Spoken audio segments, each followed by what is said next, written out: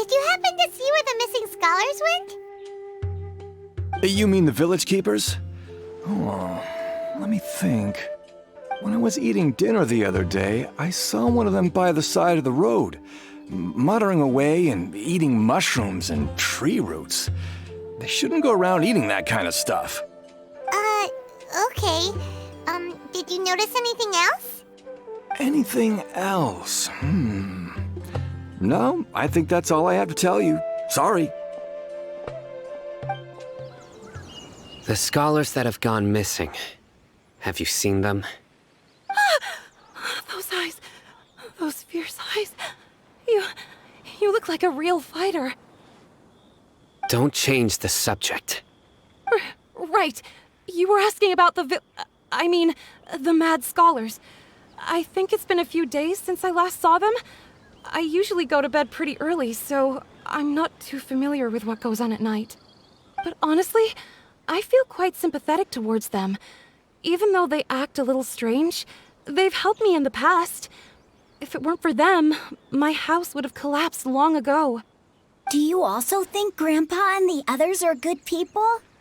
Grandpa? Oh, hello there. It's little Isak. You mean that nice man who looks like your grandpa's long-lost twin, right? He was actually the one who protected my house. I saw it with my own eyes. He happened to be staying near my house that day and was doing something with his hands on the ground. It still feels pretty surreal now that I think back on it. Did someone teach them how to do that? Well, whatever the case, I'll always be thankful to him and whoever taught him to look out for others. I'm pretty sure that if I ever went mad, I wouldn't be able to do anything like that. Gotcha. Thank you. Sir, have you seen my grandpa recently? You know, the one who likes to sit and space out near the village entrance. Oh, well, if it isn't Isak. Oh, your grandpa, huh? It's been a while. The last time I saw him, he was spacing out by the road as usual. I went and asked him if he'd like any of the food I had prepared, despite my wife's protests. Like many people, she's really quite terrified of them. And speaking of my wife, she's still always complaining about how I don't make enough mora. That might explain why she's always mad at me. Oh, thank you. Thank you for taking care of him. It was nothing. You're looking for him, right? Did he go for a walk and get lost? Yeah. That's no good. Well, once you found him, come by my place again and I'll cook a little something for the both of you. I've known you since you were very young, so as far as I'm concerned, you're family. Please feel free to come by anytime. Wow, what a nice guy! Okay, thank you, sir. Huh? Don't say anything for now. Isak, stay here. Let's head over there. Stay quiet as you move.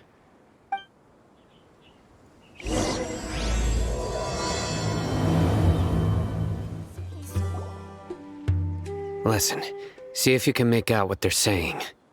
Have you heard? The mighty Scarlet King, the sovereign of our faith, will soon return to this world. Yes, of course I have. The Scarlet King is the one and only true ruler of this land. I've never believed in any other gods. Still, you say he's coming back, but it sure doesn't feel like life's about to change around here anytime soon. What's your proof? Haven't you noticed? The village has been getting more deranged scholars than ever. Delavar was saying that many people also went insane just before the fall of the Scarlet King's civilization in ancient times. We don't quite know why, but it seems like there's some sort of connection between insanity and the Scarlet King. Isn't it a sign of the Scarlet King's power that all the mad scholars have disappeared? If you ask me, they must have been chosen as the final sacrifice for the Scarlet King's resurrection. Huh. Now that you say it, that does make some sense. Does this mean our lives are finally going to take a turn for the better? Exactly. Those city folks will get what's coming to them. Now, repeat everything you've just said from the very beginning. Huh? Who are you? Where did you come from? My patience is running thin. You heard what I asked.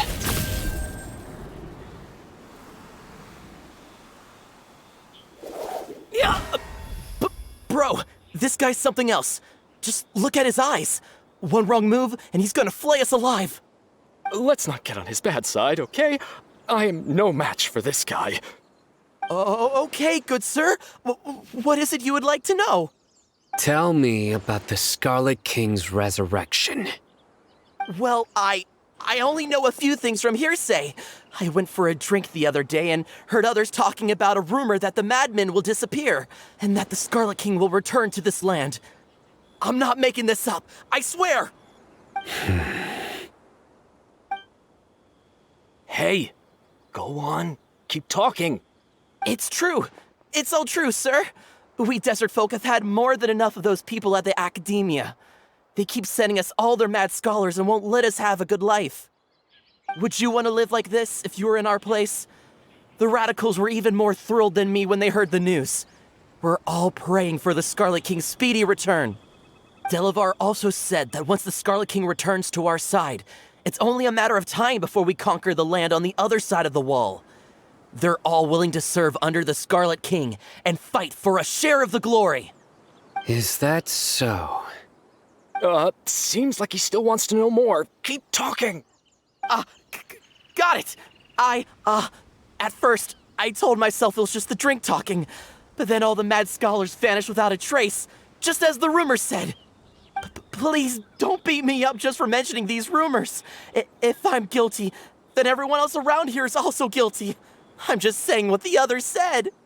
The people here really like the Scarlet King, but dislike the Dendro Archon. Where is this radical person you talked about? I haven't run into him over the past few days, so he probably hasn't been around the village. What about you, man? Have you seen him at all? No, not at all. We wouldn't dare lie to you. He's really not here right now. Sounds like you're not too close with the radicals. No, of course not. All we know are their names. I have many ways to stop you from talking, and many others to stop you from sending warning messages. So you'd best just stay home and hope I don't hear of you trying to contact anybody. Don't do anything until I've gotten to the bottom of this.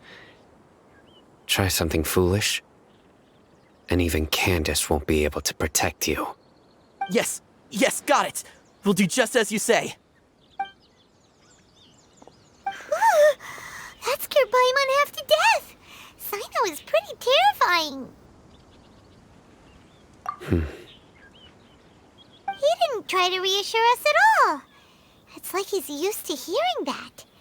Oh, Paimon bets lots of people have told him that before. I heard that. Sorry. It's part of being a Matra. The rumor we heard just now seems like a strong lead, but we need to check a few more places. Very well. Isak! I'm here. Where's your grandpa's house? Well, I can take you there. Just follow me. Grandpa, he likes to be alone. Sometimes he stares at the sky in a daze, and other times he just pokes at the ground with his fingers. Every now and then, he yells out at the top of his lungs, so a lot of people are really scared of him. But he's a good person, really. I know he is. I swear, he's just like my real grandpa. Well, this is where Grandpa usually stays. There sure isn't much here.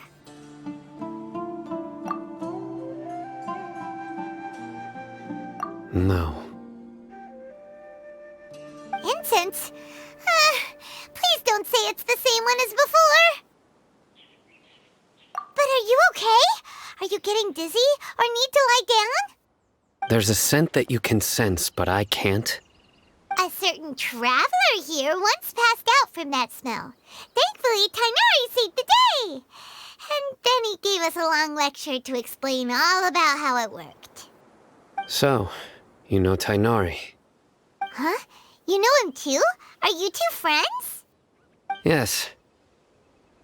Now that I concentrate, I can also make out the scent of incense. Wait, surely Tighnari didn't lecture you too? No, no need. Did you first encounter this scent at Tighnari's house? In the forest. From a scholar. Oh, where did Grandpa go? Please come home, Grandpa.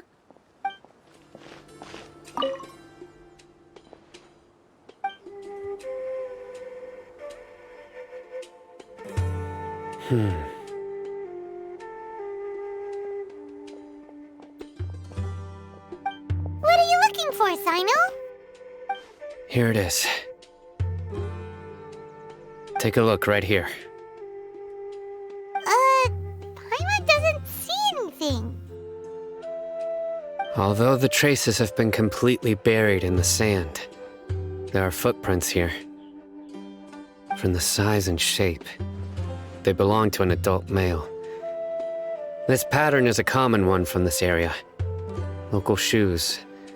This was probably someone from the village.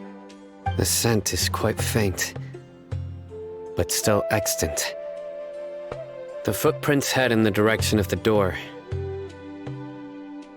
But who would come looking for Grandpa?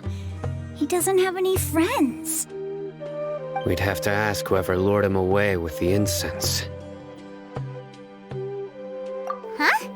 So you can lure someone away with just a scent? Hey! What's wrong with liking good food? Everyone's got something they love in life. Exactly. Most scholars are fond of incense, since the smell supposedly helps them clear their minds and discover new knowledge. Even deep within the clutches of madness, they still yearn for their knowledge-seeking days, and will follow the scent whenever it presents itself. No, Grandpa. So, someone's taking advantage of their weakness? Huh. Still, why would anyone want to abduct all the scholars? Are the rumors really true? Could the disappearance of all the mad scholars have something to do with the radicals? It's highly likely. Please, you have to save my Grandpa. Grandpa's never done anything wrong. Please help him. Sounds like we'd better help get him back. Don't you worry, Isak. We won't let whoever took him get away with it. Let's head to Aru Village and inform Candace and the others about what we learned here. After that, we'll set off to find the scholars. Right. The darker fabric definitely looks a lot better. That'd be my choice, too. We're back, Candace! We've got a lot to tell you. Ah, welcome back. Sounds like everyone's friends already. Oh, Dia's here too! You bet. So, everything goes smoothly? Reasonably. Alhaitham didn't go with you? We haven't seen him at all. Huh. I saw him around the village entrance earlier and figured he was investigating with you. I guess he must have gone off on his own. Did you find out anything useful?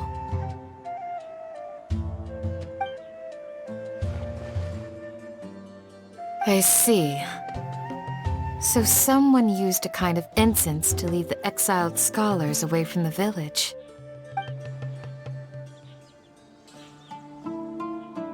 The resurrection of the Scarlet King? First I've heard of it. Far as I know, the kind of incense you just mentioned is only popular beyond the wall. Scholars are fond of it, but as you can see, there aren't many scholars still studying around these parts. No seller would be able to make a profit here. Not to mention, making incense is a labor-intensive process.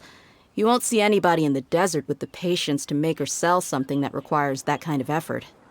It seems someone from beyond the wall must have been supporting this. Makes sense. So what should we do then? Do we go back to the academia and search for leads there? If it was any other day, that would be your next logical step.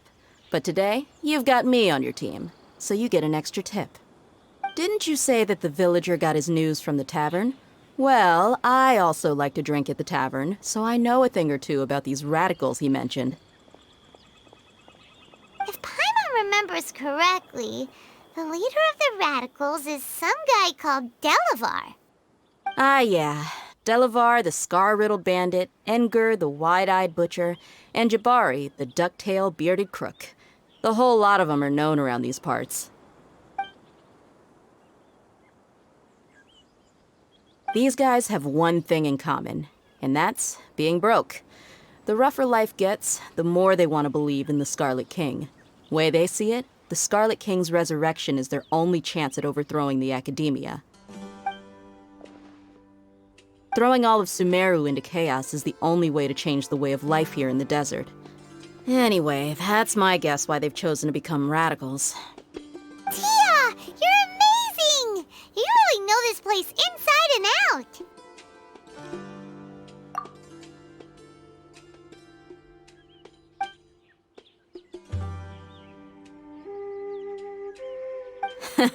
No merc can afford to slack off on gathering intelligence.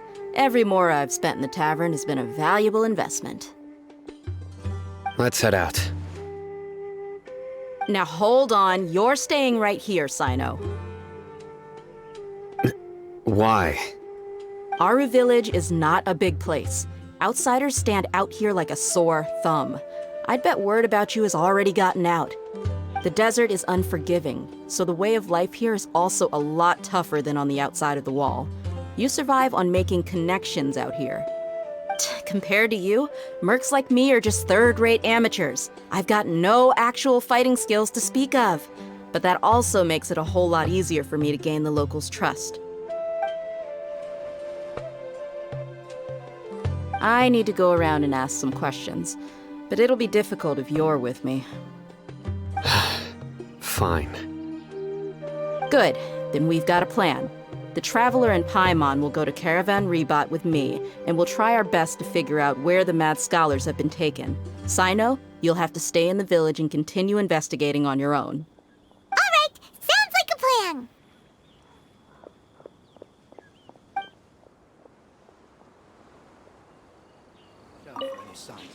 Sino, please don't take offense. I'm sure Dia just wants to help everyone solve their problem as quickly as possible. That's why she can be so straightforward at times. I don't mind. Ah, I see.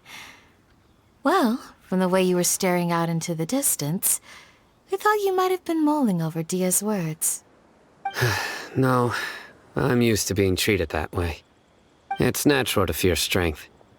I take no objection to it. Well, here we are again! Sounds like you're starting to get familiar with the area. Paimon's amazed every time we see the wall of Samiel. How can a wall this tall even exist? It's almost unreal. I know what you mean. I had the same question every time I walked this way when I was a kid. Also, why is this high wall here? And can a wall really block sandstorms?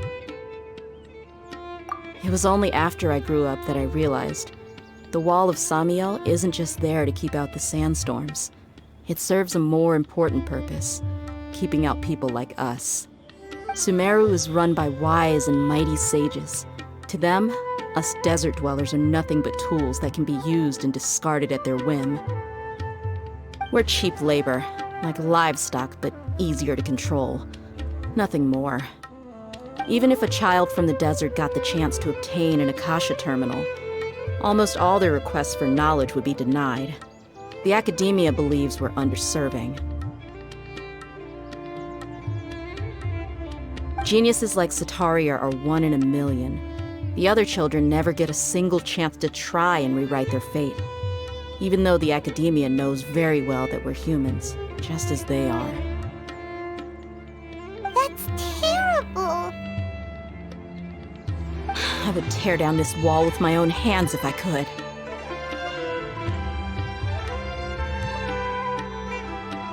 Hey, Dia. You're not thinking about doing anything scary, are you? No, not at all. This place just gets me thinking, that's all. Besides, we're here to procure information, aren't we? Yep, we gotta catch those. Shh. Caravan Rebot is crawling with people, so be careful what you say. We don't want anyone to find out what we're here for. Our mission started the moment we arrived here. Let's go check out the tavern. Maybe we'll find someone I know.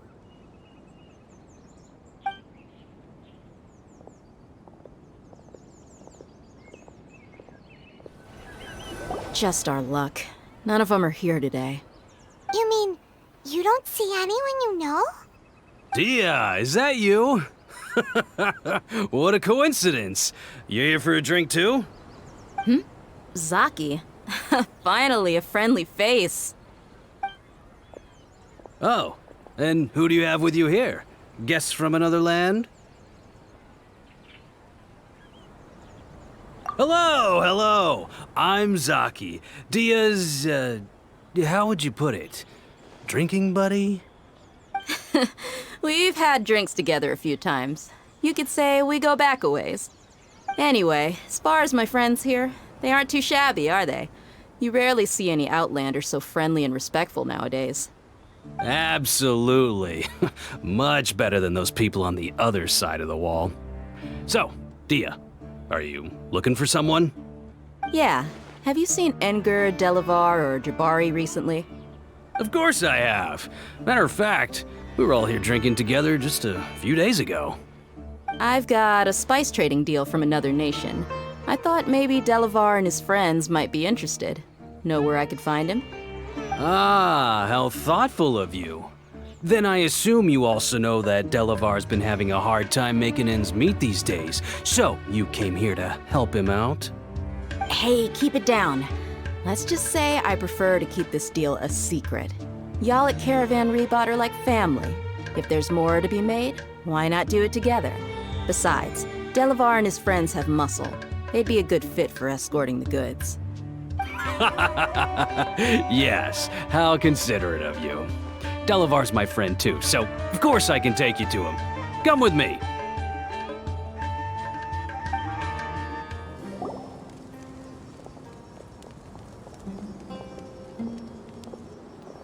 Are we there yet? Yep, this is the place. This place is practically deserted. What are they doing in a place like this?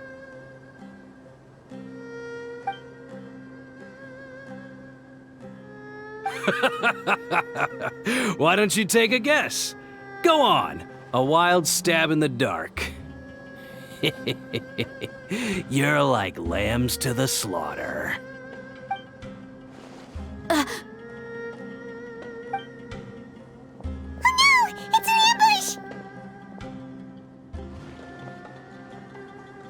ambush! What's this all about, Zaki? Come on, Dia. You really think we didn't hear about what you said back in Aru village? The boys have kept a close eye on you from the moment you set foot there. Not only do I know that you're looking for Delavar, I also know that you've teamed up with people from the academia to look for the missing scholars. So, you've been watching us from the very beginning? Uh-oh. I knew leaving Sino behind was a mistake! And you left the strongest one in the village, didn't you? Who do you think you are? You really thought we'd fall for your little business deal nonsense? So you and Delavar have been partners all along. Dia, I guess it's only natural for a traveling mercenary like you to be out of the loop. Those of us who hang around the tavern have stronger bonds than you think. But you got one thing right. We're all looking forward to an uprising in Sumeru. There's nothing more we'd like to see than the desert folk overthrowing the academia. If that's the case, then I'm sure Delavar wouldn't miss a second of it. I'll be honest with you, if it weren't for what you said in the village, your little monologue about the Wall of Samiel would have convinced me that you're one of us. Delavar. And Enger, you're here too, huh? Long time no see, Miss Mercenary.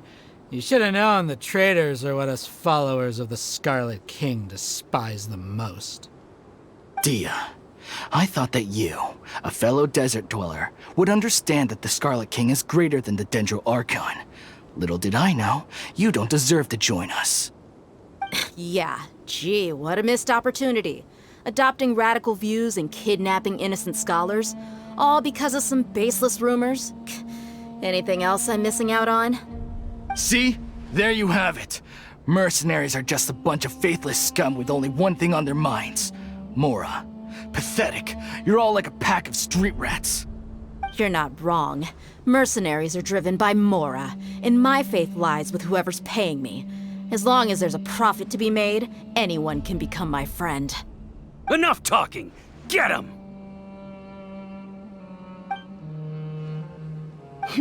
Just as I expected. Let's teach him a lesson, Traveler.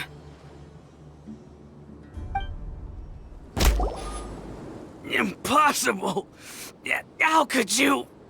So, what do you think about your meticulous network now, Zaki? How did you say it? It's only natural for a traveling mercenary like me to be out of the loop.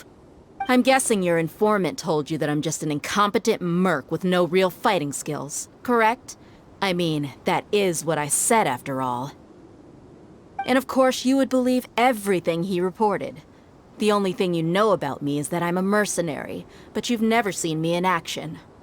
Even though you heard we went to handle monsters together, you believed that Candace was the only one doing all the real fighting. That so-called Flame Mane is just a fraud. She admitted it herself.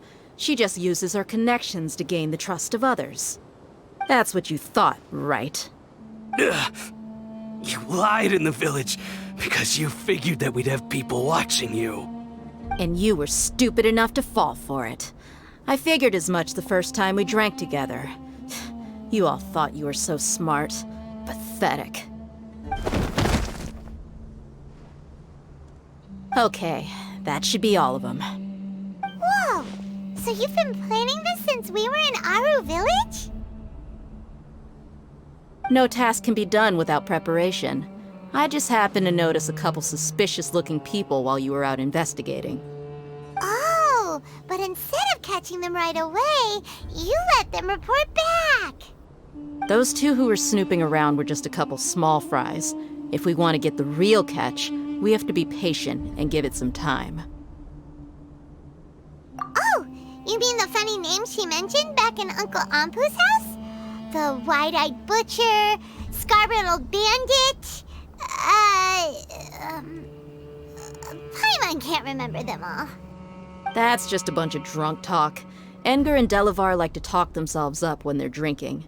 Enger, the wide-eyed butcher, and Delavar, the scar-riddled bandit, are the nicknames they came up with for themselves. Alcohol has a way of making people share what they really think. So Enger and Delavar are always rambling in the tavern about how the Scarlet King is a superior deity. What about Zaki? He's just a numbskull who fell right into our trap. Zaki was probably the best hidden of them all. My initial plan was to find Delavar first, and then try to track him down. That's what you wanted to ask when we were at Uncle Anpu's house, right? Jabari is one of the villagers you talked to. You know, the one who wanted to treat Isak and his grandpa to some food. Wait, so he's a radical too? No, he isn't. I just needed to tack on a random villager name to make the eavesdropper think that I was making some wild guesses based on my impressions. Wow, what a genius idea! Well, that's an expert mercenary for you. Ah, you're too kind.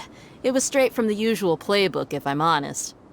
So, that thing you were saying before, is it really true? About what? About how mercenaries only care about Mora, and that anyone's a friend as long as there's a profit. Does that bother you? What makes you so sure? Dia, do you dislike the Dendro Archon like the other desert folk? You two are pretty sharp. No, I don't have anything against the Dendro Archon. I've heard a lot of nice things about the Lesser Lord from Dunyarzad. I can understand her devotion and gratitude. Dunyarzad's just an ordinary person. There's no way a god would be so involved in the lives of everyday people, unless they were truly compassionate. I've begun to realize that the sages are behind everything that's happened recently. The radicals' blind belief in the Scarlet King, making the Dendro Archon out to be an enemy. It's all the Academia's trickery. But I see through it all. And unlike them, I can never be hostile towards anyone who's never done anything wrong. Dia. Anyway, looks like we're done with business here. Traveler, lend me a hand. Let's tie him up and bring him to the village.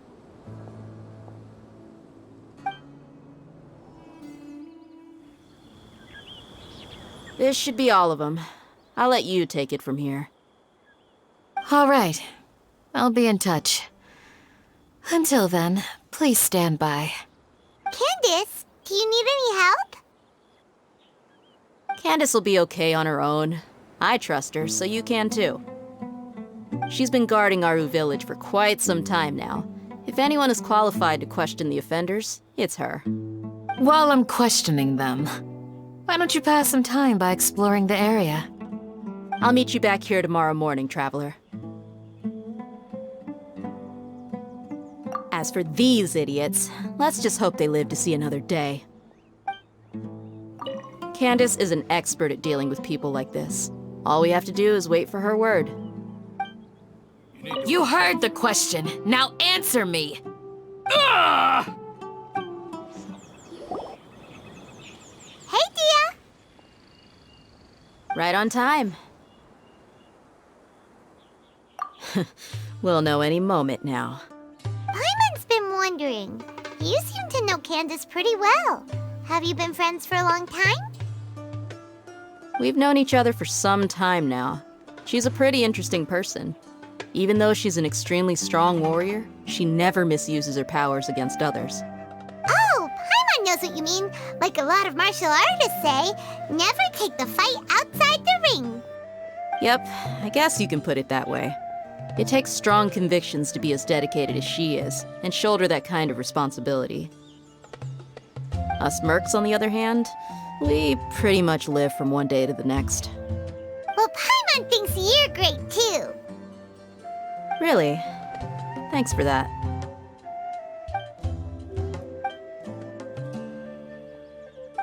Oh, Sino's here, and he's pretty early too. Yes, I was here yesterday to help out a little. To help out? By doing what? Sharing some interrogation techniques. Oh, you mean you taught Candace some more persuasive methods? Right. Come on in, everyone.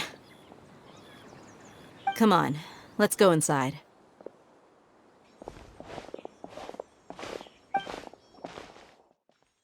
Candace, where? Whoa, you look furious. Do I? Huh. What gave it away? Oh, there's no mask that can hide true bloodlust. Cover up your eyes, and it'll still show itself at the corners of your mouth. Perhaps I need to work on my composure. Still, it's perfectly understandable why I'm angry. I'm sure everyone present would agree.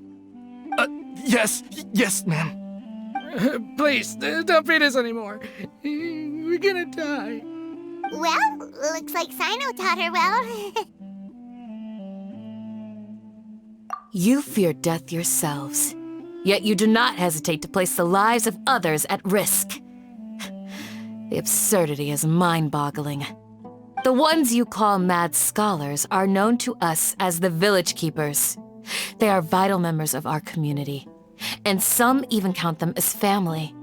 You come here, to my village, and you treat my people as nothing more than stepping stones towards your goal. Tell me, what would you do to you in my position? Mercy! Please have mercy! You've made your bed. We may both be desert dwellers, but there is one thing that I understand better than you.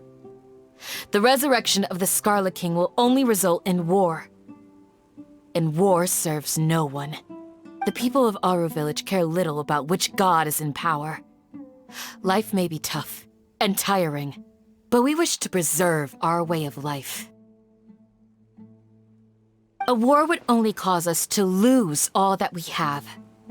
And that is not a responsibility that you can afford to shoulder. We understand. We're sorry!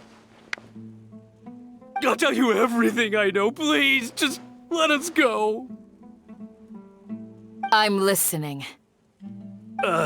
You might not believe this, but it wasn't us who came up with this idea. Someone was spreading rumors in the tavern. That's how we ended up hearing about the Scarlet King's resurrection. Some mystery man told us that mad scholars will make the perfect sacrifice to usher in the Scarlet King's resurrection. They give their lives, and we can get anything we wish for. They're called Village Keepers. Slip up again, and you'll regret it. Yes, sorry. It was all that mystery man's doing. He told us to spread word about the Scarlet King's resurrection and talked us into helping him. In return, he said he'll help facilitate the resurrection process. I'm not sure. That's one. Huh? One what? Strike. You get a total of 3. Then, you die by my hand. Wait, I'm telling the truth. We don't know anything. It was all him. 2. He got us to lure them out of their houses in the night with some kind of incense. We take them to a junction outside the village. Then the mystery guy takes them from there. You gotta believe me, please. I'm telling the truth, I swear. Just ask them if you don't believe me. That was indeed the truth. Traveler, go on.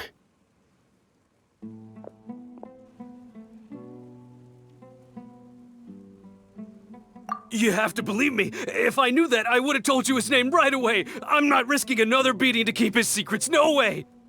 That guy, he wears a cloak, and he's always careful to cover his face. He calls himself the Scarlet King's envoy. I believe I may know what's going on. Uncle Anpu? What do you mean?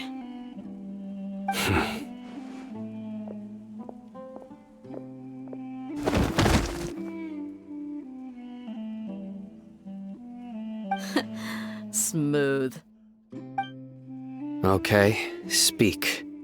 If my suspicions are correct, this mystery man they speak of could be from the academia. Some time ago, people from the academia attempted to take the village keepers away. I refused, insisting that they are part of our community. It strikes me now that this secretive character shares the same goal they had. Which means it's highly likely that the academia was purposely spreading a false rumor to trick the radicals into delivering the village keepers right into their hands. They were the ones who brought them here to begin with. Now they're trying to take them back? We aren't gonna let that happen. Not the academia again. Just as I thought. But what could they want with the village keepers? People are nothing but tools in the eyes of the academia. A change in their plans likely means they found another way to exploit the scholars. Regardless, our top priority now is locating the village keepers. You're right. Isak is still waiting for news on his grandpa. Time to go. Let's leave the village and try to track them down. Yes. Pack up and get ready to leave. You got it. Candace, I'll let you deal with the radicals. Leave everything outside the village to us. All right.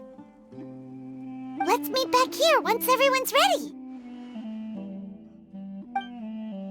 What scheme is the Academia brewing now? You look worried. Thinking about the village keepers? Yes. I'd look for them myself if I could. As members of our village, each one of them is very important to me. You have a strong sense of belonging here. I guess I'm the opposite.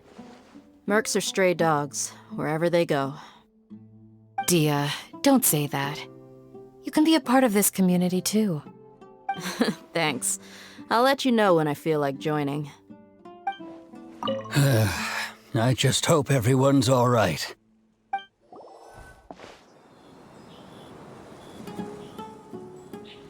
Let's get some food in us and then we'll... Whoa!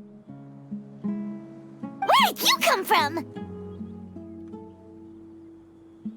Well, as you can see, I am merely sitting here and reviewing what we have deduced thus far. You were gone for ages, and now you're suddenly sitting here musing to yourself? Where have you been anyway? Hey, what's with the silence? You never think things through before asking questions. I'm giving you some time to make up for that. Paimon's so mad! Paimon's gonna give you an ugly nickname!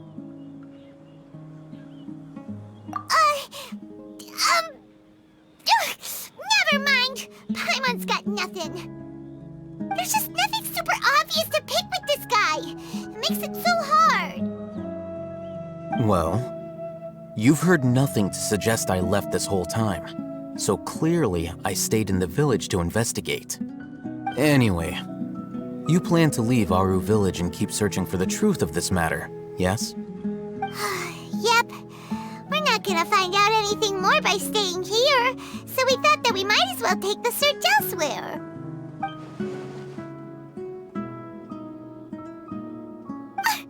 Enough with the silent treatment!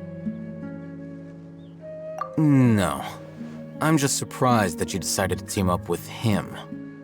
All Hatham. You haven't helped us out at all ever since we arrived at Aru Village. Bold of you to question our choices. Yeah, you're all talk! While you were investigating, I had my own work to do, which I've now finished. Really? Paimon doesn't believe you. To be honest, we aren't really a team, so I have no obligation to inform you of my whereabouts. Not to mention that going separate ways allowed me to find some important information that you all had missed.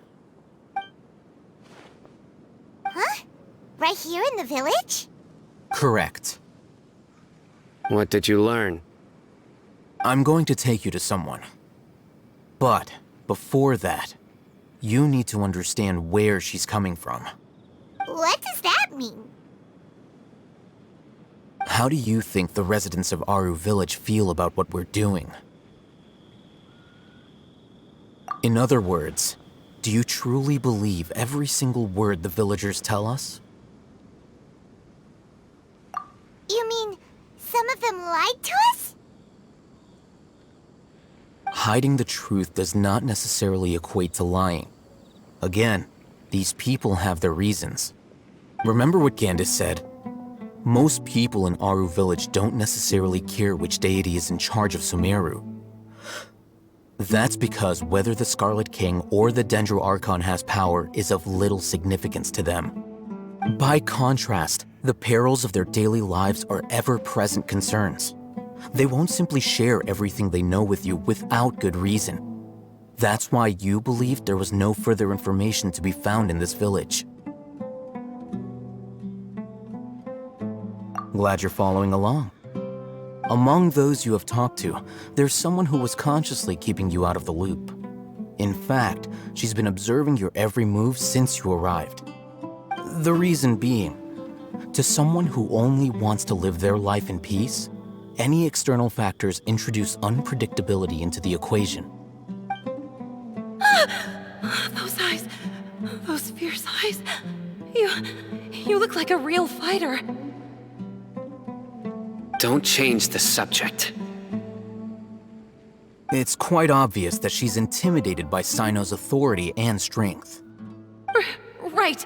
You were asking about the mad scholars. She corrected herself mid-sentence because she's aware that there are Scarlet King fanatics in the village. If she sounds too friendly towards the village keepers, she could easily make herself the radicals' next target. I think it's been a few days since I last saw them. I usually go to bed pretty early, so I'm not too familiar with what goes on at night. Remember? She made a point of denying her involvement in anything that occurs at night. But honestly, I feel quite sympathetic towards them. Even though they act a little strange, they've helped me in the past. If it weren't for them, my house would have collapsed long ago. After speaking to the village chief, it became clear that the village keepers had protected Aru village at night. In other words, the young miss was very much awake during that time. Then why would she lie? By getting involved with an outsider, she risks drawing unwanted attention to herself. As for why she might be so wary about all this, maybe you should ask her. I'll pass on this one. You said that she is afraid of me. If so, it's best if I stay out of this. We're on it! Miss Shawnee, as we discussed earlier, I've brought someone with me. Mr. Alhaitham, I'm aware of where you stand, but how can I make sure that your friends think the same as you? Huh? What do you mean? We need to clarify our stance or something? Go ahead and talk to her. You'll get the answers you want. Go on. Earn her trust. Is it really that simple? May I call you Traveler?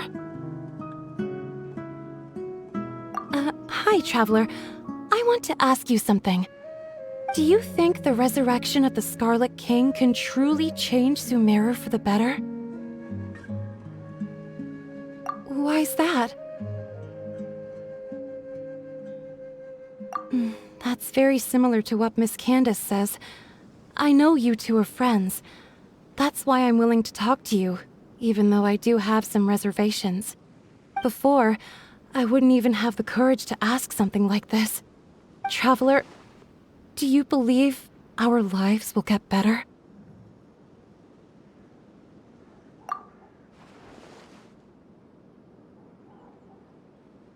Yeah!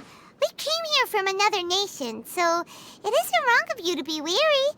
And we aren't really residents of any one nation. But even so, we've met lots of people from different places, and we've always fought for what we believed in.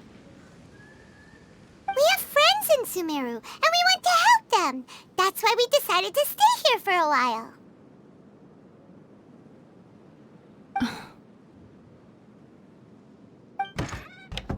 I want to trust you. My apologies for posing my questions like that. To be honest, I didn't expect you to come back for more information. Alhaitham told us you have your reasons. It's okay. We understand. The fact is that only one side of my family is desert folk. I don't really fit in anywhere in Sumeru. Some believe in the Dendro Archon, while others believe in the Scarlet King. I don't belong to either side, and neither side would want me. Speaking of which, the radicals mentioned that they despise traitors. Do they just think that anyone who's different from them is a traitor? Yeah. Some people can be so narrow-minded when it comes to bloodline and beliefs. It makes no difference what I say or how I behave. I'll always be suspected of having ulterior motives. Slowly, I just stopped talking to people. I pretended not to hear or see anything. All I want is to live my life in peace. And then it happened. The village keepers who had helped me disappeared with no explanation, and I didn't dare breathe a word about it to anyone. Until now. You can tell them. I'm sure she'll keep your secret. All right. I'll tell you what I told Alhaitham. I actually have a sharper sense of hearing than most. Sometimes, I hear strange crying sounds in the night. There are ghosts? Perhaps. I'm not sure. It's faint, but it's definitely the sound of crying. It comes from far away in the distance, and always carries very raw emotion. It used to be louder and more frequent, but ever since you arrived in the village, it doesn't seem to happen as often, and when it does, it's much quieter.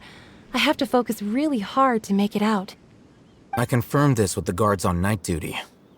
They also have someone with a good ear, and he's heard similar sounds at night. But, because we're in the middle of a desert, he would rather believe that they are the cries of beasts than ghosts. There's really nothing around these parts, except for an old hospital not far from the village. I think they used to use it for treating Elazar, but it's been abandoned for years. Yeah, let's go! Ooh, is this the place? It's in terrible shape, and there's sand everywhere! Empty and forgotten. An ideal place to hide people. Monsters! Watch out! Whew. They were easier to deal with than Paimon had expected. Super strong bandits? Or monsters taller than buildings dropping out of the sky? Or, something like that. He looks super serious. We gotta stay on our A game too. This is the one.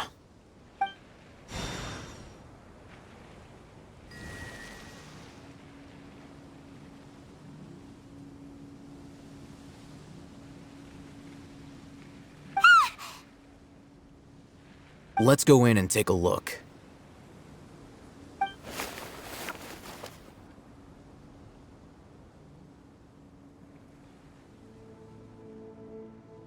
Hey, Alhaitham, we haven't found Squat. Are you sure we aren't wasting our time here? Patience. Shawnee says she only hears the crying at night. We have time to burn. Until then, I'm taking a break. And just like that, he sits down. Wait, he even brought a book to read? What are you reading? Let Paimon see! Okay, sure. Huh? The natural position, which is the positional propensity of an entity in natural motion, in contrast with an object in forced motion? Huh? When free from external influences, every entity displays the tendency to follow its natural trajectory? So, you got that? Oh, Paimon gives up! You keep reading your book, see ya! How is he so relaxed? Look at him, reading an impossible book in a creepy place like this. Hey, what good is that gonna do for you? You're acting like one of those annoying grown-ups who go around nagging people to focus on their studies. Hey, what gives? Shouldn't you be the one providing for Paimon? Oh, right. Okay then. Thank you for working so hard and earning so much more. If it weren't for you, Paimon would probably still be floating around in the ocean somewhere. Thank you.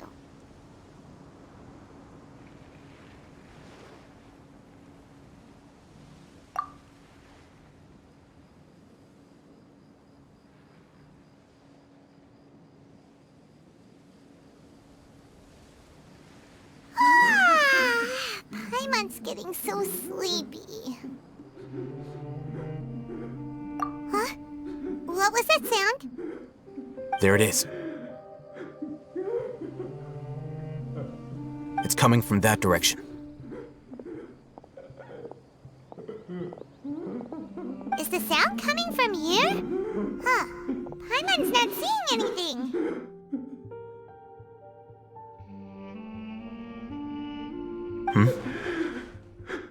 It's from below. But there's no way we can get down there. Something is off about the interior here.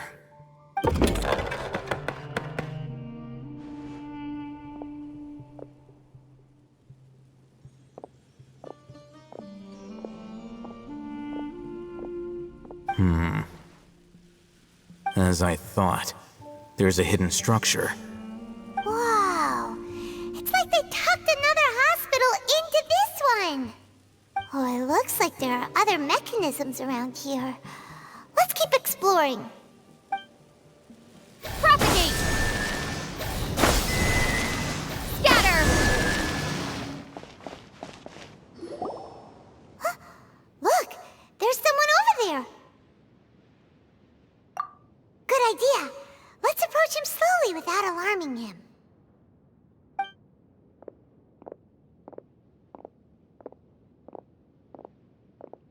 Wait.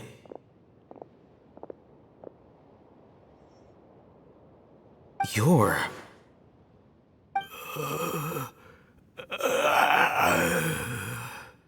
He can't speak, and his eyes are unfocused. But he looks too young to be anyone's grandfather. Also, why is he the only one here? Didn't expect to see him here. You know him? He's Razak, a senior of mine at the Academia. He's a scholar too? Is he the kind that holes up in a forest and mumbles stuff about training? No. And that's the problem. Razak was never involved in any of those things. He never trained in the forest, let alone reach Satyavada life. Leaving that question aside for the moment, him being here alone means that we might be too late. Looks like they've already taken everyone away. For whatever reason, they left Razak here. Perhaps they simply didn't have time to come back for him. There are drag marks on the ground. They're clearer by the doorway. Someone was forcefully drawing a cart that was loaded with something heavy. Loaded with people? That is one possibility. It looks like they were in a hurry, as if they were afraid of being caught. In their haste, they failed to notice Razak hiding in a corner. The symptoms are identical. Looks like we found living proof. Huh? Why do you say that? Allow me to jog your memory. Recall your time at Port Ormos. Don't you think his symptoms look familiar?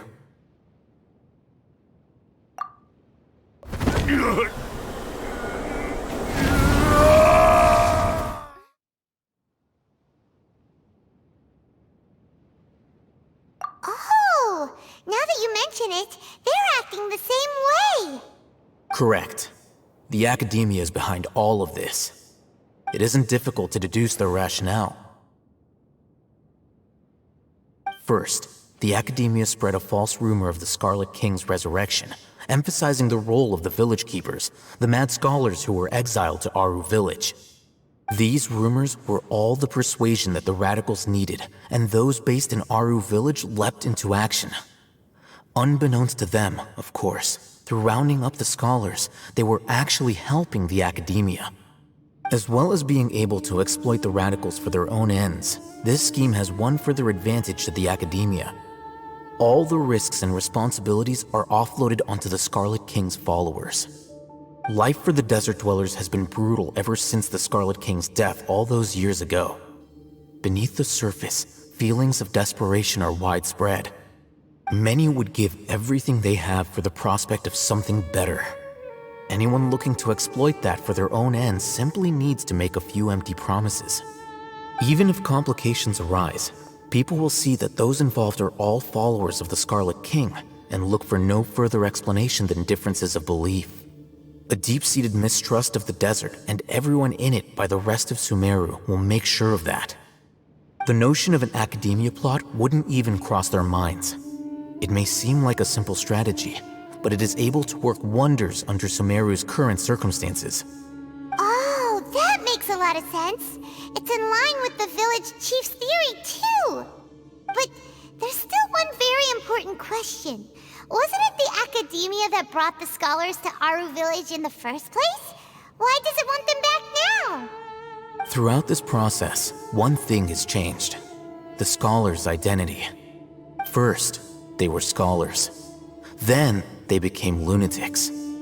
After that, they were exiles. And finally, they become missing persons. An exile is still patently a living, breathing human being. But when someone becomes a missing person, that is brought into question. If you can't find someone, you have no way of knowing what exactly happened to them. That makes missing people an ideal resource. Resource? For what exactly? One possibility is that the information in their brains could be extracted into knowledge capsules. Extracted? You mean canned knowledge comes from people's brains? With the technology of the Sumeru Academia, it's entirely possible. Perhaps the process caused them great suffering, which is why they cry out in the dead of night when no one is watching them. So, the human brain... Nope, nah, Paimon doesn't want to think about this. I'm the Academia scribe, after all. I'm familiar with their projects. Anyway, judging by Razak's state, the contents of a divine knowledge capsule were extracted from his mind, but something went wrong in the process. Or perhaps his curiosity got the better of him, and he used such a capsule for himself. Paimon's a little confused. Can they just use anyone's brain?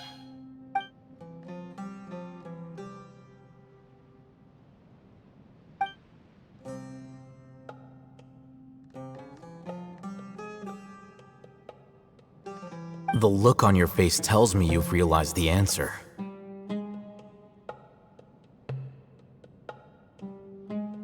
That's right. To some scholars, gaining knowledge about the gods is their entire life's pursuit. Extracting canned knowledge is just one of the extreme measures they turn to. However, I can't help but wonder, what do they seek to gain from divine knowledge? The Academia is going out of their way to look for forbidden knowledge, but what is their ultimate goal? I've spent quite some time trying to analyze the contents of the divine knowledge capsule, but to no avail. It seems like my way of thinking is too different from theirs. You mean you're not even slightly interested in getting your hands on this forbidden stuff? All scholars seek to expand the horizons of knowledge, but I'm not particularly interested in gods, so I don't share their degree of zealotry.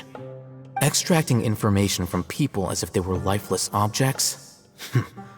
If this is the direction of academic progress, then the Academia may as well shut its doors.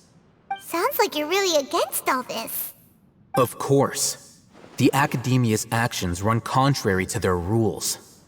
Whether it be academics or knowledge, everything has its boundaries. If those lines are crossed, the rules and order that govern everything in the world will be destroyed. This matter needs to be corrected, just like fixing a typo in a book. Wait, didn't you step in to help because you felt sympathy for those poor people? Not to be callous, but no. My criteria are a little more restrictive than that. There is no shortage of suffering in Sumeru, and the same can be said for the rest of Teyvat as well. What do you plan to do about that? Save every last person? Probably not. Paimon's not sure. You can say that. Simply put, I don't blindly place my faith into strength or heroism. I do what I want. The Divine Knowledge Capsule is something I want to investigate in full. That doesn't mean I'm willing to take action for the sake of a few strangers.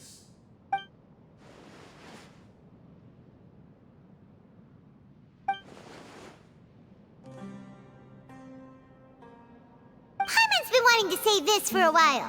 There are a lot of bad guys in the academia, but you're not one of them. You're their weirdo. You're probably right. Though I must say, I quite enjoy this feeling of being the odd one out. Uniqueness is also an asset, is it not? Wow, that's a great way to think about it. Paimon's really impressed. If only Miss Shani had a similar mindset, her life would definitely be a lot easier. I'm just a more likable person than her in general. There's nothing more to it than that.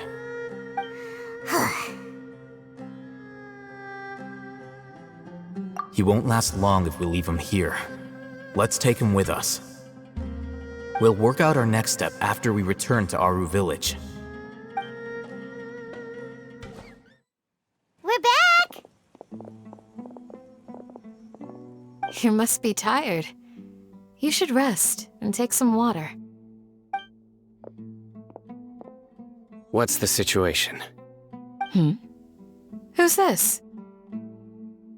Unfortunately, somebody who's too young to take on the role of Isak's grandfather. Nevertheless, he's one of the people we're trying to find.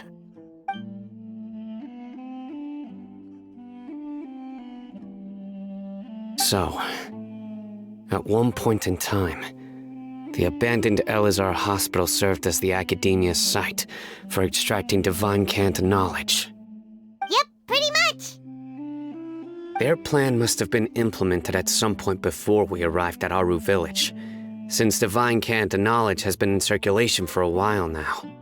Yet, they fled once we were headed to the village, almost as if they knew we were on their trail. Why is that? Yeah, why is that? We may have a mole in our midst.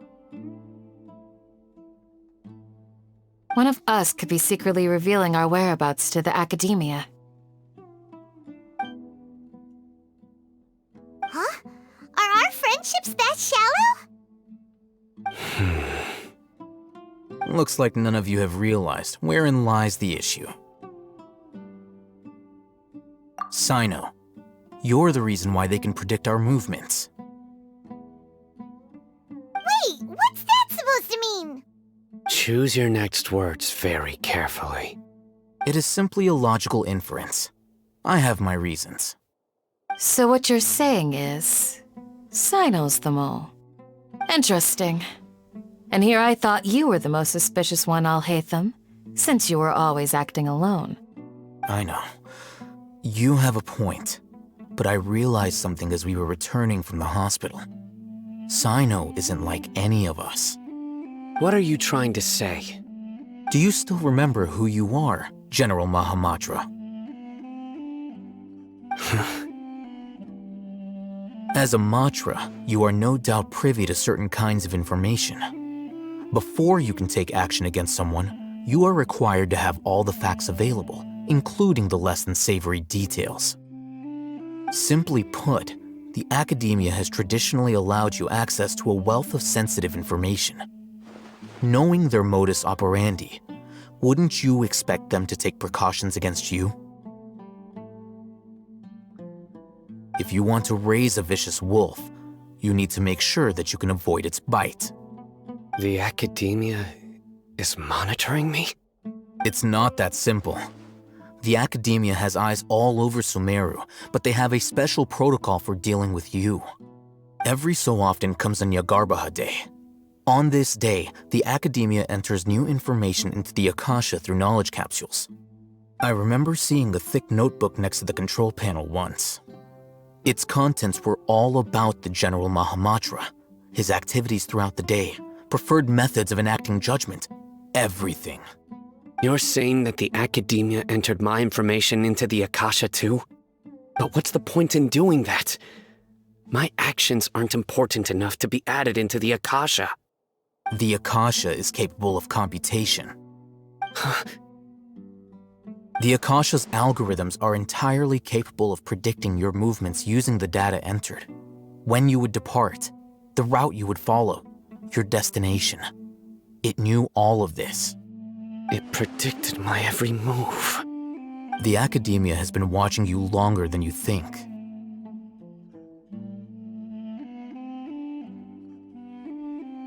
So that's how it is. Sino adheres to his principles so strongly that he's actually a thorn in their side. Tenacity of will and steadfast faith are worthless to the Academia. They need scholars who are easily pliable and mindlessly go after anything they can profit from. Sino, don't take it to heart. This just proves how much of a trustworthy ally you are. They escaped because of me. Don't blame yourself. It's not like any of us would have known. I have an idea. If they predicted my movements, then I might be able to guess where they went. Whoa, you bounced back fast. There is always an opportunity for safety after danger passes. Oh, so that's how it is! Paimon gets it now! If the Academia is trying to avoid Sino, then the safest place would be... Yep, that's right! They'll want to proceed in the direction opposite of where I'm going.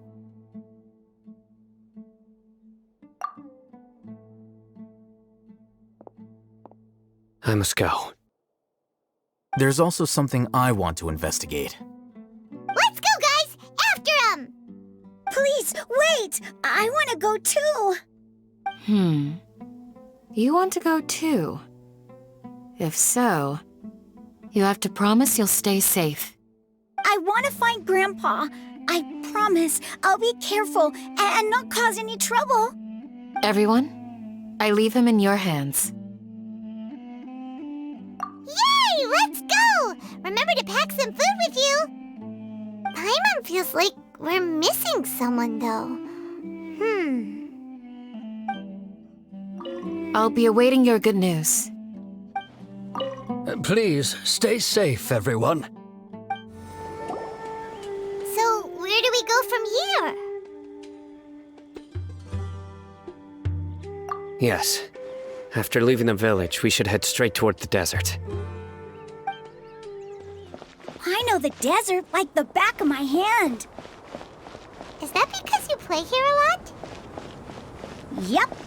One time, Grandpa almost got lost in the desert, but I was the one who brought him back. There's something here. What's this?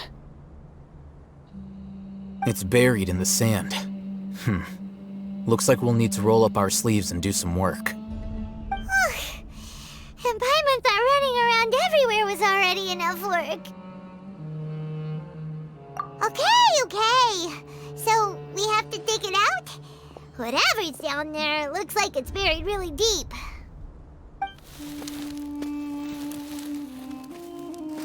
These are likely fragments of an Academia-developed device, something akin to a headset.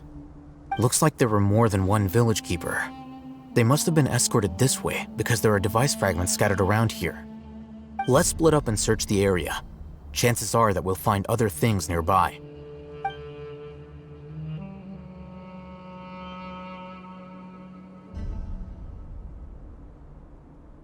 Is this what we're searching for? It looks kind of scary. This is definitely a device used to extract divine knowledge. How did it end up buried in the sand? That can't have been part of the plan. They must have been attacked along the way. Wait, what? Grandpa, I hope you're okay. Don't worry, your grandpa's gonna be fine.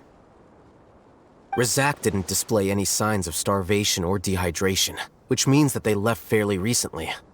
We should be able to catch up. One more thing. Given that the device had been entirely covered by sand, I believe the attack must have happened prior to the sandstorm. Let's keep going. They can't have gone far. Ugh, but running on sand is so tiring. But You're flying, aren't you, Paimon? Is flying over sand tiring too? Ugh, of course it is! Voices, over there. It sounds like an argument. Whoa, you have really good ears. Don't get any closer. They'll notice us. Dia's talking with the Eremites? Very interesting. Let's listen in. If you had informed me sooner, there'd be plenty of room for us to... You're one of us. We would never lie. Scholars. You don't know as much as I do. Need me to... I knew it. That's our Dia. Dia? Why would you... Dia! Hey, what are you doing? Huh? Didn't you say you'd help me find Grandpa? Why are you on their side? Well, look who's here. Ain't that something? This complicates things. You've betrayed Aru village? So, this is the great General Mahamatra. Dear, you'd be better off as my assistant than hanging around with this motley crew. Seen for yourself, I have the means and methods, and my ideals are far more admirable than theirs. I'm not the type that's easily swayed, Raman. You of all people should know that. Wait, what's going on, Dia? Whose side are you on here? Shut it, Paimon. It doesn't matter. Whichever side you pick, nothing could deter us from the grand mission of resurrecting the Scarlet King. Once our Lord of Old returns to this land, we will have a new beginning. Face the facts, Raman. It's not gonna happen. You should understand that more than anyone. Have all your years as a merc taught you nothing about placing hopes in a ruler? I'm a desert dweller and a proud follower of the Scarlet King. Whether I live by the edge of the sword or in peaceful comfort, my soul will always carry this conviction. It's not too late yet. The village mad scholars aren't gonna bring the Scarlet King back to life. You don't understand, my dear lady. Pursuing our faith is our purpose in life. Even if the chance of success is 1 in a million, we must be willing to give everything we have. Even if it'll expose you to the academia? Even if they end up disbanding the Eremites? Your Eremites, which you've worked so hard for all these years? Yes. We've waited a long time for this day to come. The sun and the moon no longer shine here. All you see now is cracks in this desiccated land. But fate has finally dealt me a hand to play against the Academia. With these scholars in our custody, we'll stomp the Academia's forces and fight our way beyond the wall of Samiel. Ridiculous. Think about it. The Academia controls the entirety of Sumeru. Your powers are negligible in comparison. If you still don't believe me, then try asking these 2 men. They're also against the Academia, but neither of them are as arrogant as you are. They look more like pawns of the Academia to me. Why would I listen to anything the people of Greater Lord Rukkhadevata have to say? Filthy traitors. Your god abandoned all honor and betrayed the Scarlet King. We desert dwellers will never trust the likes of you. It's impossible to communicate with someone so hostile. Perhaps we should. Do you really believe that by kidnapping the scholars, you'll be able to negotiate with the Academia? These people have no value as bargaining chips, but I could be persuaded to take their place as your next hostage. These scholars were exiled from the Academia. I, on the other hand, am their current scribe, and will be a much greater asset to you. Wait, you can't be serious. So, you want to trade places with the hostages, do you? Precisely. Any wise person would gladly accept my offer. What are you thinking? What if they decide to kill you instead? Well, that would be bad luck for me. However, I'd get the chance to observe the scholars, perhaps even find out the truth. Think you can talk me over with that confident look of yours? I'm not trying to persuade you.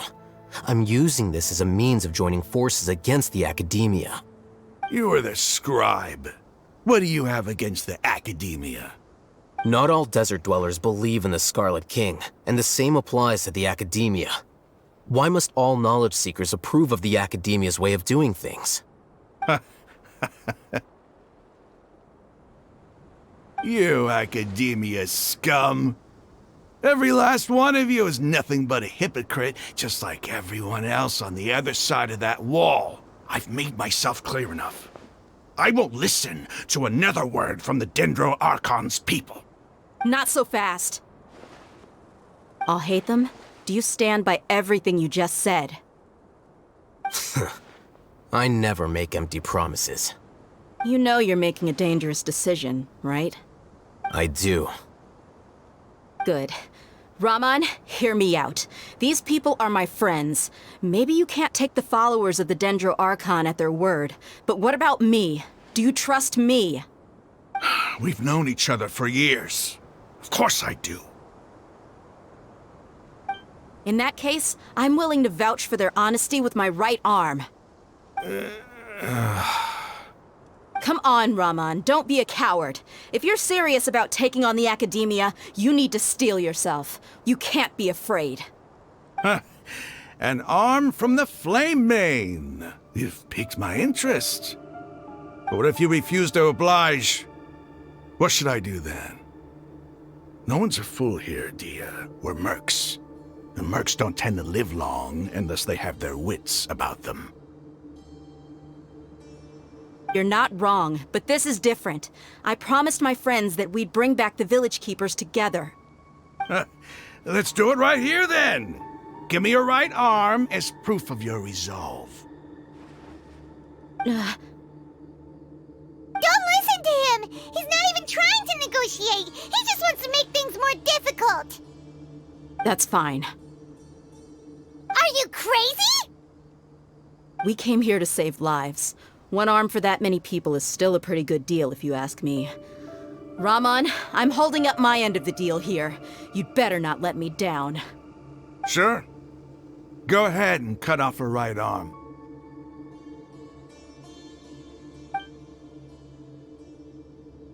No! Dia! What are you gonna do? Think of something! You don't have to go this far. That's not for you to decide. Do it!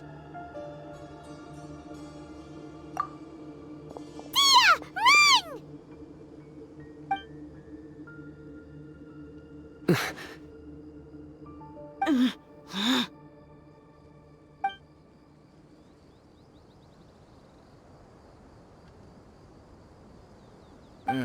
Stop!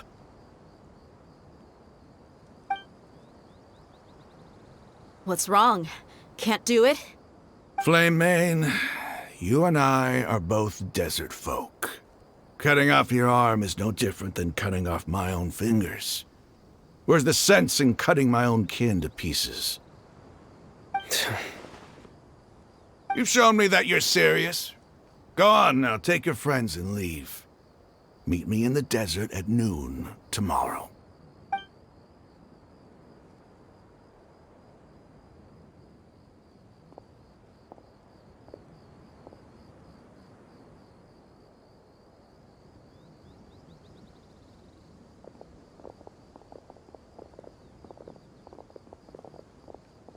Phew. I was really counting on him not going through with it. Dia! That was crazy! Have you all lost your minds? What if he'd actually cut your arm off? Then I just have to hold my claymore with my left arm. Okay, I'm sorry. But sometimes when you're out on a limb, you gotta double down to seal the deal, you know? Don't ever make a promise like that again. I can deal with the likes of them. If it came down to it, you would not lose to them either. I don't doubt it, Sino. But this is about more than me and them. There's a lot more where they came from. Even if we got rid of one bunch of radicals, there are others out there. Wiping them out would do more harm than good. As you wish. I'm sorry, Dia. I should have stayed put and listened. I should have trusted you. It's okay. I promised you I'd help find your grandpa, so I'll do whatever it takes. Whatever it takes? You just might be scholar material. Huh? Are you serious? The Eremites once said that I was a lunatic. Perhaps a little madness is essential to be successful in research. Why does it feel like he's using his praise for me as an excuse to brag about himself?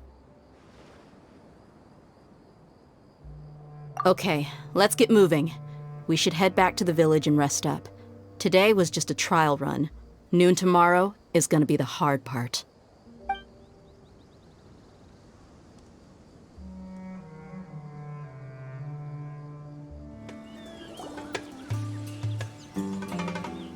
You're all here so early. Looks like we have everyone here. Isak, are you sure you want to come with us? I'll watch from a safe distance. Dia, I want to be there to bring Grandpa home. Okay, let's go then. Dia, wait. What's the matter? I heard that you were quite reckless yesterday. No more of that today, understood? Or I'll be very upset with you. Fine.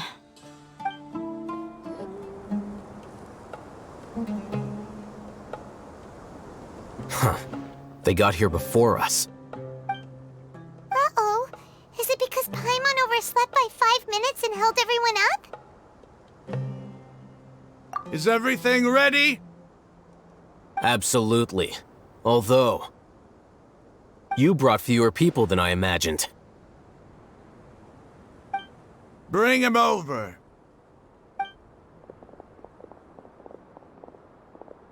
Grandpa! Why is there only one of them? Rahman, I've always thought of you as a man of his word. What's this about? It's a one-for-one exchange. Sounds fair, don't you think? And let me put it this way. Agreeing to any kind of deal with the Dendro Archon's people is already a huge compromise on my part. Don't you think you've asked enough?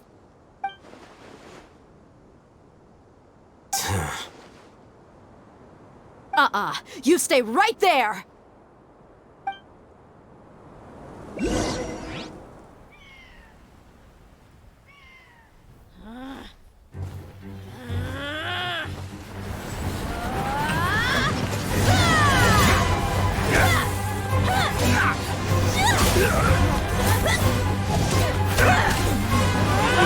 Boy, what do you think you're doing? Grandpa!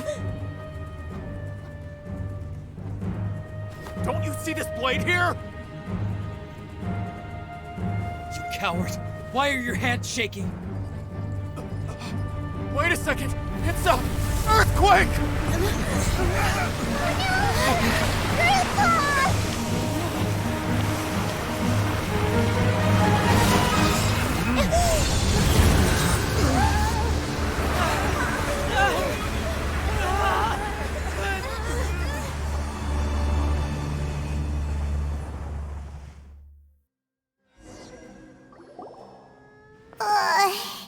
Paimon's dizzy.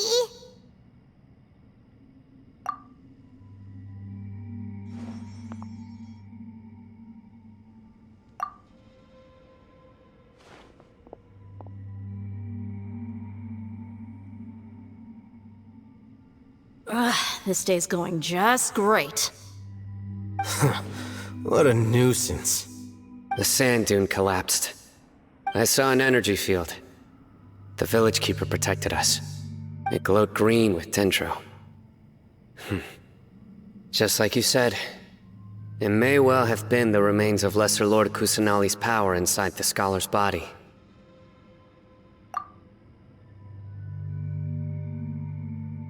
The Dendro Archon. The present one. Grandpa? Grandpa? Oh no, he's getting confused again. Hey, look around you. Did there used to be a temple here?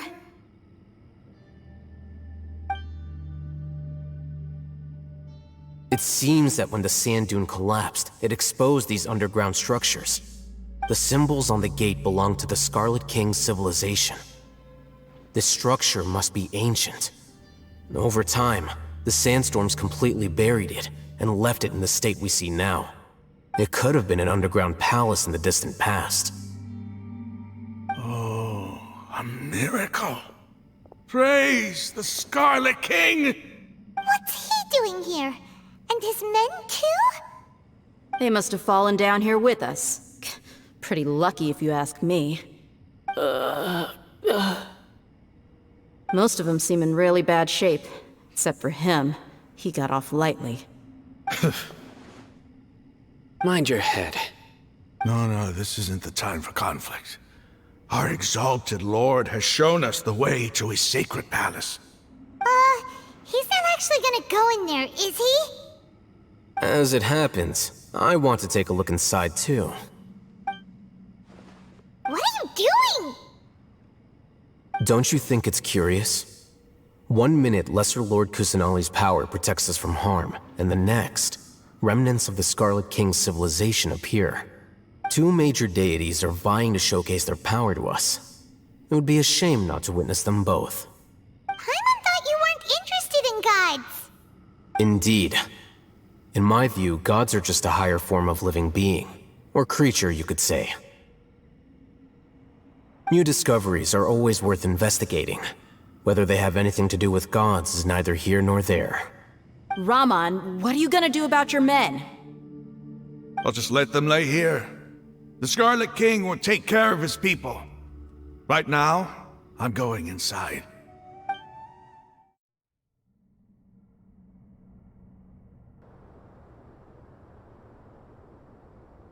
It's full of life here. This defies comprehension. It looked completely desolate from the outside. Yet, it flows with energy inside. Yeah, and there's so many plants. It's so pretty. Sir Raman. Huh? Me? Do you see another Raman here? Are you mocking me? What do you mean, sir? Interpret it however you want, but there's something I'd like to draw your attention to. While this structure is clearly left over from the Scarlet King civilization, the energy that flows in here is that of the Dendro Archon. Whatever you say. It's not like I have a vision. There's nothing to be angry about. Think of this as an academic journey. It does seem kinda strange. If that's true, then we might have to explore this whole area to find an explanation.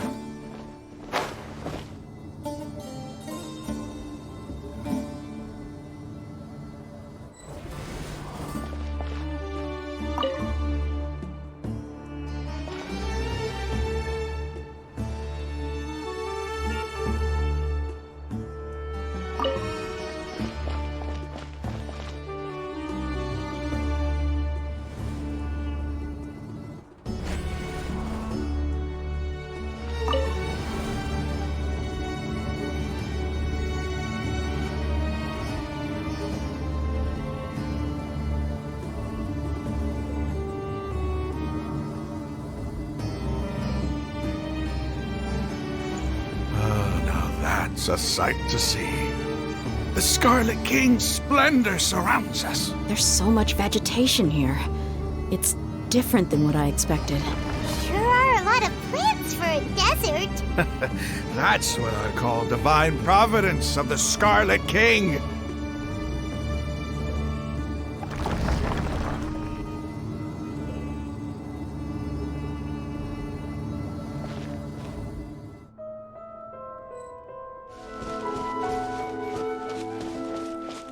It's getting brighter! Oh, it looks so beautiful!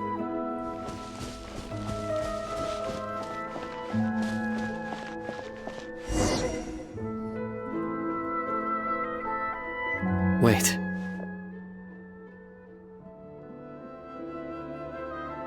What's that?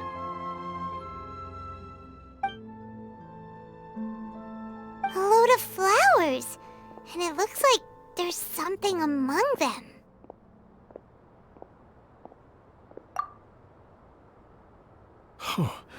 These are Scarlet King runes. They left something behind. Yes. It's an elegy written in an ancient script. What does it say? Here lies our faithful priest Kasala. His wisdom is a miracle among the people, deserving of high praise and admiration. You can read ancient Scarlet King script? Of course. Every student needs to master at least 20 languages before they graduate. He's not serious, right? There's still something off about this place. The elemental energy here is too concentrated. The scent of life. Is it trying to tell us something? Is this it? Analyzing.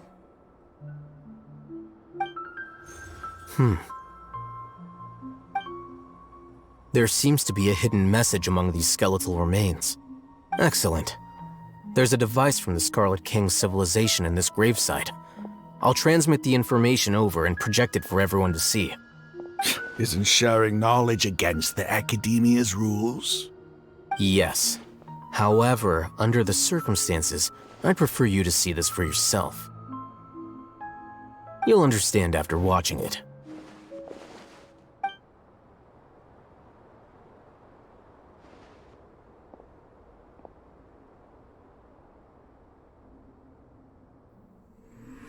Civilization is born of knowledge, but so too can knowledge be its demise.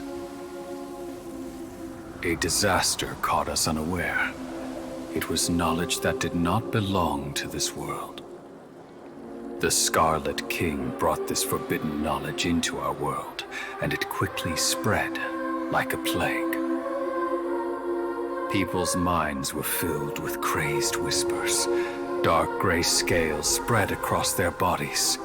Even the land was stripped of its vigor. Only a desperate, deathly silence remained.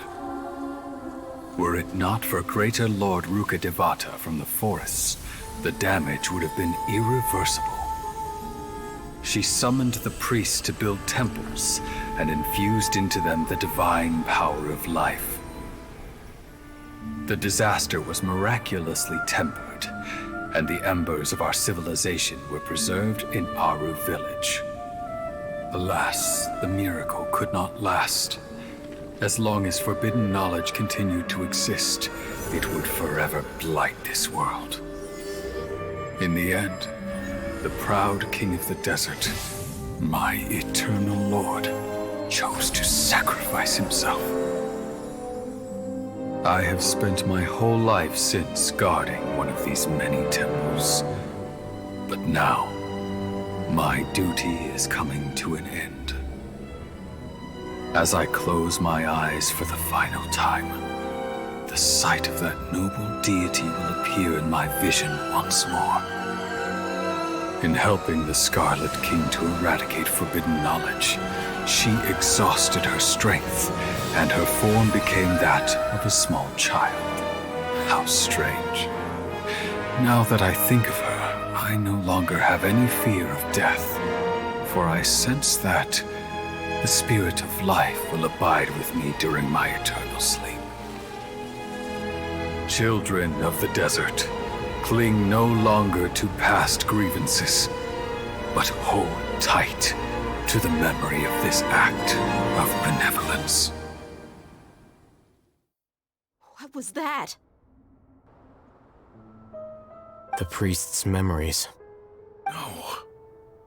No, impossible. Greater Lord Rukkhadevata.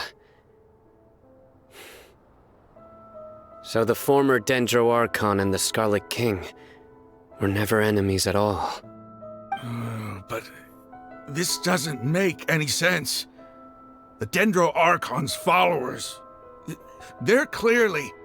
Was that the former Dendro Archon? She became so tiny in the end.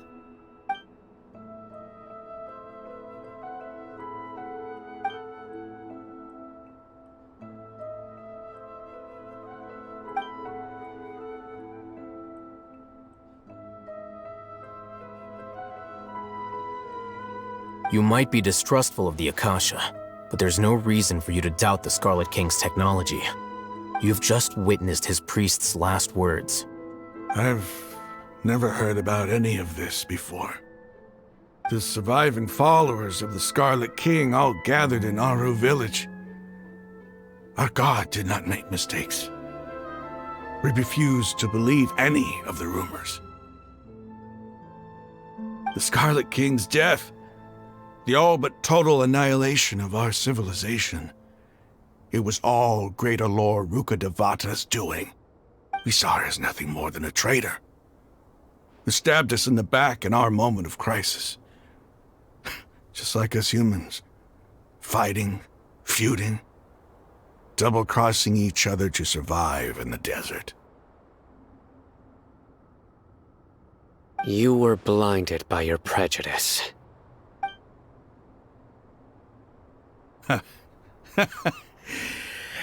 If I hadn't seen this for myself, if I hadn't witnessed his last words with my own eyes, ears, and heart, how could I ever begin to accept this? The truth is so far from what I've always known. Am I really supposed to believe that after all these years, all this time seeking revenge, suddenly now my enemy is my savior? Raman, that's enough. Give it a rest. You're starting to make a fool of yourself. Dia, tell me, my Eremites and I, what are we even fighting for?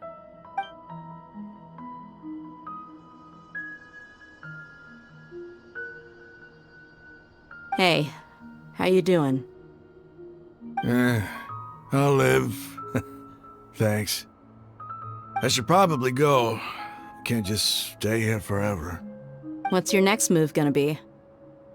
Oh, I know what you're going to ask. I feel deeply ashamed of everything I've done. You'll get everything you're asking for. But please, give me some time. After everything that's happened here today, somehow I need to explain it to the others. It's not gonna be easy. Well, I guess that's for me to deal with. Dia, this is where our camp's located. Make a note of it. When would be a good time for us to go? Tomorrow, I'll convince everyone that we're all on the same side. And I'll return every last one of your your village keepers. We'll share our other resources with you too.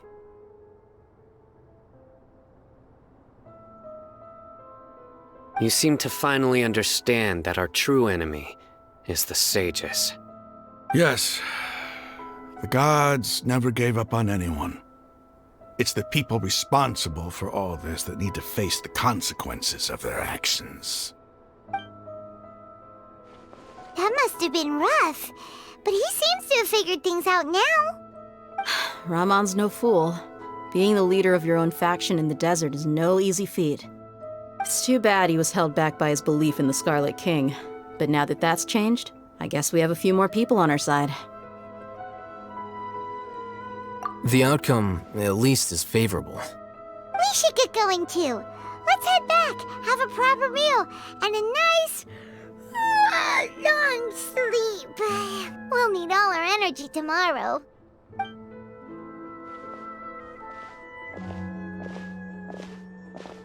Sino, we're leaving!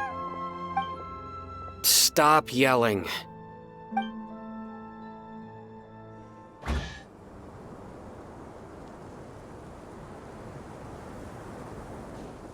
Raman, we're here. Everything's been arranged. Someone will bring the village keepers back to Aru village shortly. I guess all I can say now is, thanks for agreeing to help. Don't mention it. I think we can both agree you went to hell and back for it. But we share a common cause now. From here on out, we're allies. Where are the perpetrators? I'll bring you to them. Follow me.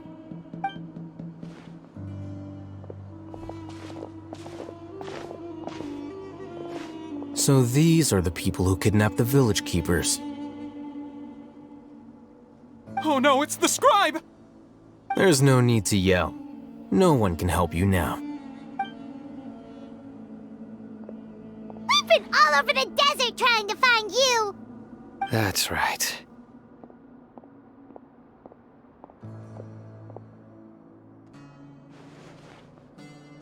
General Mahamatra? No, no! Make it quick, please! Swift and painless! Whoa. The moment they set eyes on Sino, they turned pale like they've seen a ghost! You should have known that I would be coming for you. Wait, we were just following orders! You know what I'm talking about, right? There's no way we could have done all this by ourselves! No, not Sino! He's gonna tear us limb from limb! I could do worse. Please have mercy! Start talking. Otherwise, I'll have to resort to other methods. So, your superiors have kept you quite busy recently. Why? What are they trying to accomplish? They wanted to extract canned knowledge. Don't play dumb. You know what I'm really asking. They extract divine canned knowledge. Then what? I really don't know how to explain it.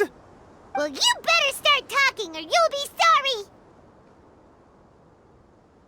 You don't want to make things any more difficult for yourself, do ya? Be my guest.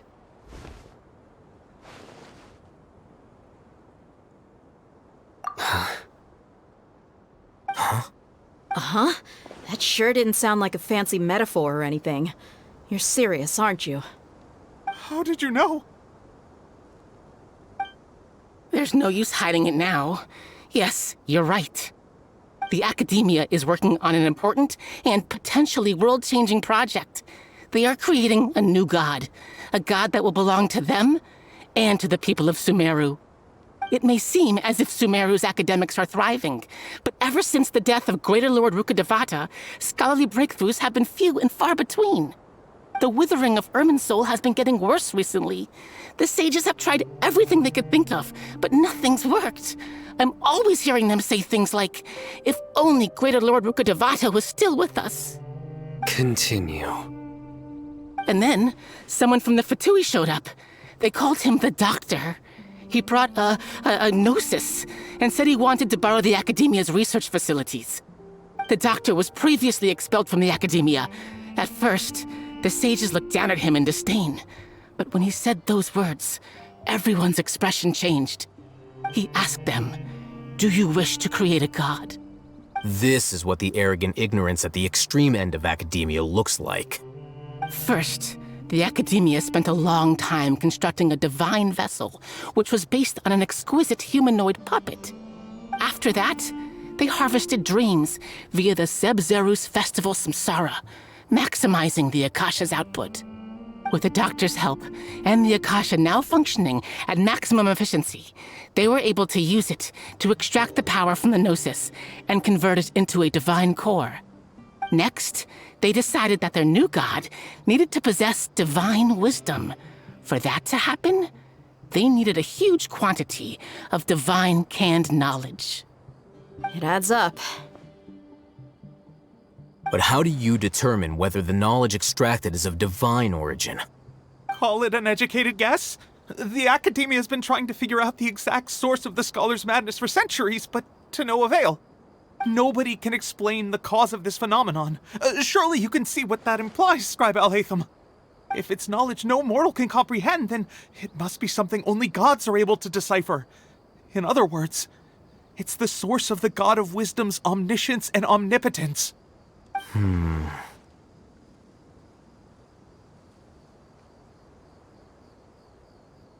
You must have noticed by now. The Academia doesn't care about who their god is. It's the ability to exercise control over knowledge and wisdom that matters. It is as if they are cursed with a desire for omniscience and omnipotence that burns in their blood. Some organisms demonstrate phototaxis, and thus orient their entire lives in respect to sources of light. For the sages, their only source of hope is the existence of a deity who embodies the acme of wisdom. This is but a form of phototaxis. For many scholars, the absence of a god of wisdom means stumbling in the darkness for the duration of their lives. Then what does Lesser Lord Kusanali mean to you? Is she not a true god present in this world? If you already have a new god, why try to create another one? From the beginning, the Academia has never treated her as a god. When the Academia first discovered Lesser Lord Kusanali, the newborn god of wisdom, the sages hoped that she would be as wise as Greater Lord Rukkhadevata. But upon evaluation, they found that at the time she possessed no more intelligence than any ordinary human child. The sages never had a ruder awakening. This forced them to accept that Greater Lord Rukkhadevata had indeed passed away. Not to mention that Lesser Lord Kusanali's gnosis had been used to power the Akasha this entire time. By herself, she has neither an Archon's raw power, nor the spectacular insight expected of a god of wisdom. Slowly but surely, people began to forget about her existence. So, this is the path the sages have chosen.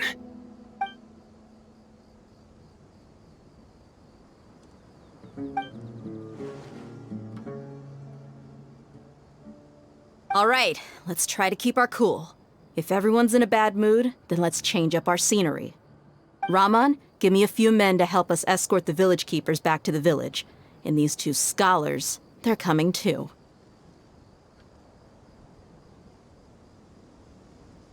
Sure, as you wish. The village keepers you've found have all been returned to their homes, and each one has a dedicated caregiver to look after them. The two new scholars are being kept under close supervision, too. Really great work, everyone. The atmosphere is so heavy.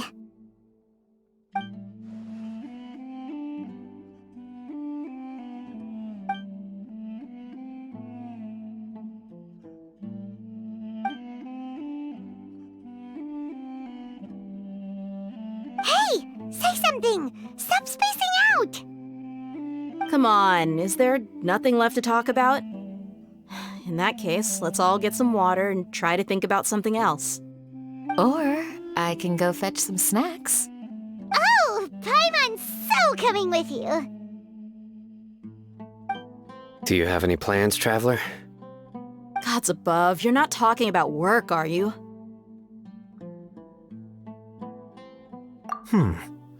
So you were still withholding some information?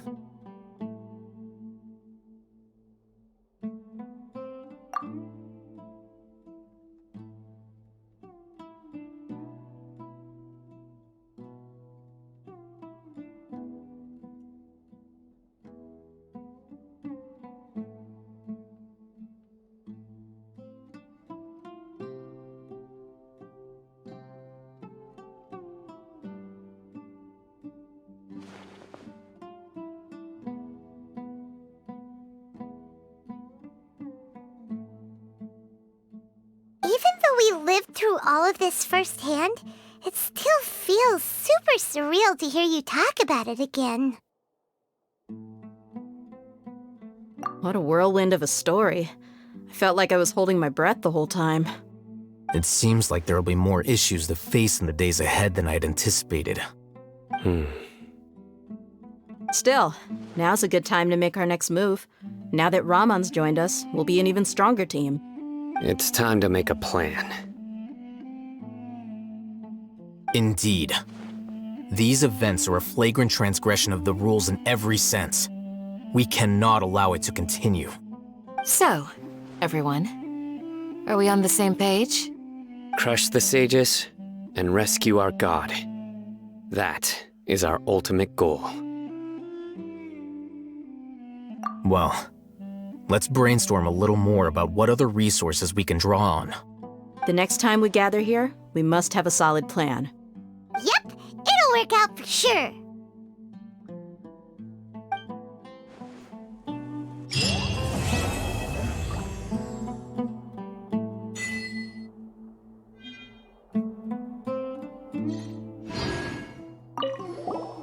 Don't rush. This is a big undertaking, and the planning and preparation for what lies ahead will no doubt take some time. Take it slowly. We need to make sure the plan is as effective as possible. He's starting to read his book again. Hey, are you even listening? Would you like me to lend you something to read? No way! Your books aren't quite to Paimon's tastes.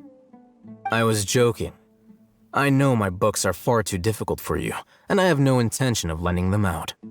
Ugh, you're so annoying! You must let me know if there's anything I can do to help. Though I cannot leave Aru Village, I can't help but feel stirred when I see the looks in your eyes. I've never felt as roused as this when fighting alone in the past. I suppose this must be the power of camaraderie. The past few days have been some of the most challenging work I've ever taken on. And none of it'll earn me a single Mora. I can't believe it. Look on the bright side, Dia. Maybe we'll get a huge reward after this is all over. You've got a point. Hey, what would you do if you woke up tomorrow with more money than you could ever spend? Paimon would buy boatloads of tasty snacks. That's it? And maybe some tasty drinks as well? How adorable. Well, here's to all our indulgent fantasies. If there's a chance they can come true, I'll give it my best shot.